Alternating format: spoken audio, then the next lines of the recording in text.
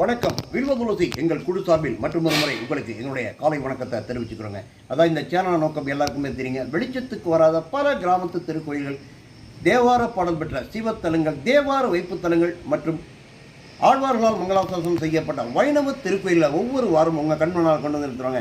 அந்த வகையில் இன்று நாம் காணவிருக்கும் ஒரு அழகிய திருத்தலம் தான். அதாவது ஒரு காலத்தில் மிக அழகாகவே காணப்பட்டதுன்னு நினைக்கிறேன். பல பிரகாரங்களும் புடைசூடி மிக அழகாக காணப்பட்டிருக்கும் ஒரு கோயில் தாங்க.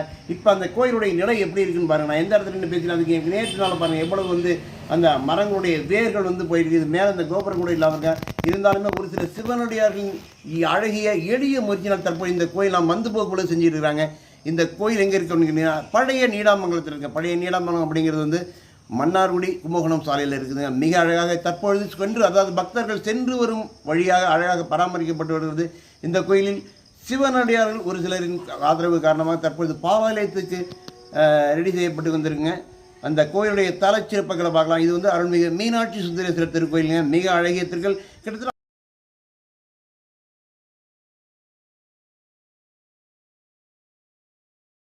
நீங்கள் நமது காணொலியில் தற்பொழுது பார்த்து கொண்டிருப்பது தான் வெண்ணாற்றங்கரை. ஆம், இந்த வெண்ணாற்றங்கரை எங்கெங்கே இருக்குது? பழைய நீடாமங்கலம் ரயில் நிலையத்திற்கு கிழக்கில் சுமார் 3 கிலோமீட்டர் தொலைவில் இந்த வெண்ணாற்றங்கரையில் இருக்குதுங்க இந்த திருக்கோயில். அதாவது தஞ்சை திருவாரூர் சாலையில் நீடாமங்கலத்தில் இறங்கி அங்கிருந்து ஆட்டோ வசதியில் நிறைய இந்த கோயிலுக்கு வருவதற்கு இருக்குதுங்க. வெண்ணாற்றங்கரையில் பார்த்தவாறு இந்த கோயிலானது அமைந்திருக்கிறது. கிழக்கு நோக்கி சுவாமி மற்றும் தெற்கு நோக்கி அம்பாளும் அமர்ந்து நமக்கு அருள் பாலிக்கிறார்கள். இது ஒரு கிராம கோயில் தாங்க. சுமார் 80 வீடுகளே உள்ள ஒரு அழகிய கிராமங்க. கோயிலுக்கு நிலமோ வேறு எந்த ஒரு வசதிகளோ கோயிலுக்கு இல்லை அப்படின்னு தான் தெரிய வருது. அரசு உதவியும் எதுவுமே கிடைக்கிறது இல்லைங்க. சுமார் 200 to 300 ஆண்டுகள் பழமையான இந்த திருக்கோயிலை செங்கற்கற்கள் அழகாக அமைத்திருக்கிறார்கள் அந்த காலத்திலே. ஆனால் கல் தூண்கள் மட்டும் அழகாக கல் தூண்களாக அமைக்கப்பட்டிருக்கிறது.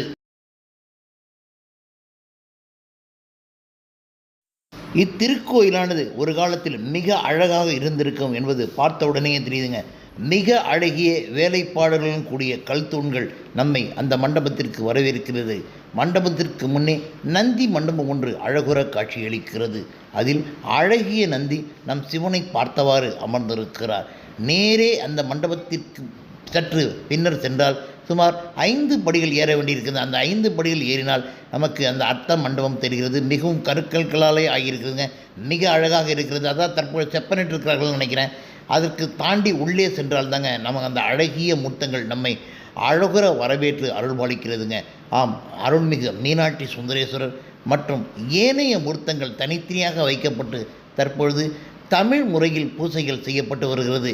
இடிந்த நிலையில் காணப்படுவதால் இந்த கோயிலுக்கு பூஜை செய்ய சிவாச்சாரியர்கள் மறுத்துவிட்ட நிலையில் திருவாரூரைச் சேர்ந்த ஆசிரியர் திரு கோபி அவர்கள் ஏனைய ஒரு சில சிவன் அடியார்களின் உதவியால் இந்த கோயிலை சுமார் 5 வருடங்களாக சில விரத நாட்களில் தவறாது பூஜை செய்து வருகிறார்.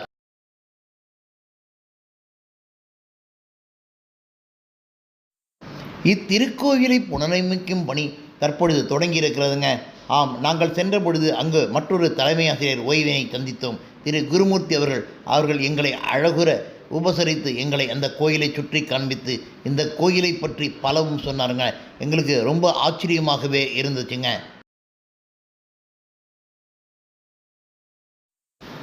இக்கோயிலின் புனரமைப்பு பணி தொடங்கிவிட்ட நிலையில் ஒரு சிவனடியாரின் குடும்பம் ஒன்று இந்த கோயிலுக்கான ஆழ்துறை கிணறு ஒன்று அமைப்பதற்கான, அதாவது போர்வெல் போட்டு கொடுத்துருக்குறாங்க. அது எங்களுக்கு ரொம்ப ஆச்சரியமாகவும் வியப்பாகவும் இருந்த இந்த காலத்திலையும் இந்த மாதிரி சிவனடியார்கள் இருந்து கொண்டு தான் இருக்கிறார்கள் என்பதற்கு இது ஒரு எடுத்துக்காட்டுங்க. அது மட்டுமல்லாமல் இந்த கோயிலுக்கு மீண்டும் புனரமைக்க வேண்டி கிராம சபை கூட்டம் ஒன்றும் நடந்தேறியிருக்கிறது. அவ்வாறு நடைபெற்ற அந்த கிராம சபை கூட்டத்திலே மிக முக்கியமான நல்ல முடிவுகள் எடுக்கப்பட்டிருக்கிறது. அதாவது இந்த கோயிலை மீண்டும் புனரமைத்து பழகிய நிலைக்கு கொண்டு வர வேண்டும் என்பதை அந்த கிராமத்து குழுவினர் ஒரு சவாலாக மட்டுமல்லங்க, சபதமாக கூட ஏற்றுக்கொண்டிருக்கிறார்கள் என்று நீங்கள் சொல்லலாங்க. ஆசிரியர் திரு கோபி, தலைமை ஆசிரியர் ஓய்வு திரு குருமூர்த்தி மற்றும் சிவனடியார்கள் சிலர் இந்த கோயிலில் தற்பொழுது பூஜைகள் செய்து வருகிறார்கள். அதாவது வடிவேறு திரிசூலம் தோன்றும் வளர்சடை மேல் இளமதியம் தோன்றும் கடியேறு கமல் கொன்றை தண்ணி தோன்றும் காதில் வெண்குழை தோடு கலந்து தோன்றும் என்ற திருநாவுக்கரசரின் தேவார பாடல்களை பாடி தமிழிலே இந்த கோயிலுக்கு மிகச்சிறந்த முறையில் பூஜைகள் செய்து வருகிறார்கள்.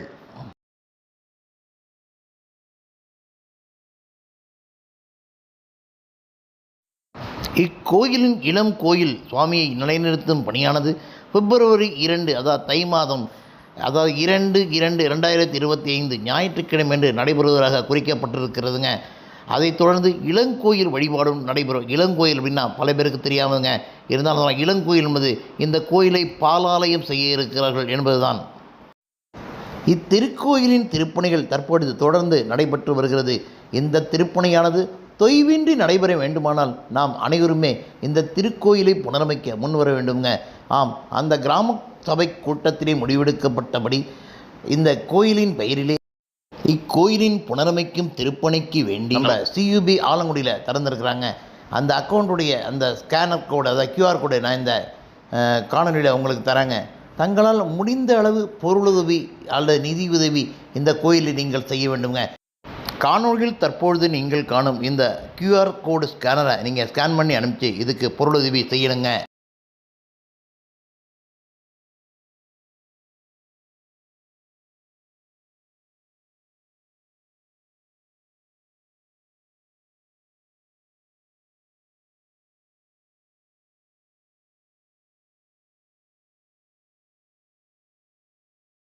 அதாவது சிவன் கோயில்களில் 3 விதமாக அம்மன் சன்னதியை நாம் அமைக்கலாங்க என்று ஆகம சாஸ்திரங்கள் கூறுகிறது. அதாவது சிவன் சன்னதி எந்த திசை நோக்கி அமைந்துள்ளதோ அதே திசை நோக்கி அம்மனையும் பிரதிஷ்டை செய்வது இது சமான வீஷணம் என்று வழங்கப்படுகிறது. இது மதுரை, திருவண்ணாமலை போன்ற பல முக்கிய இடங்களில் காணப்படுகிறது. சுவாமிக்கு வலப்புறம் அம்மன் சன்னதி இருந்தால் அது கல்யாண கோலம் என்றும், இடப்புறம் இருந்தால் அர்த்தநாரீஸ்வரர் கோலம் என்றும் வழங்கப்படுகிறது.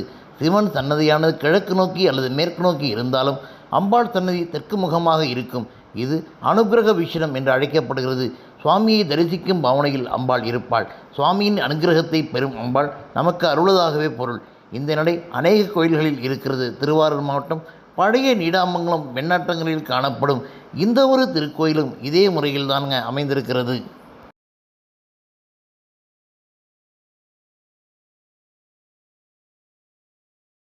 மிக அழகிய திருத்தலங்க. பக்தர்கள் சென்று வரும் வழியிலே தற்போது சரி பண்ணிட்டு இருக்கிறாங்க.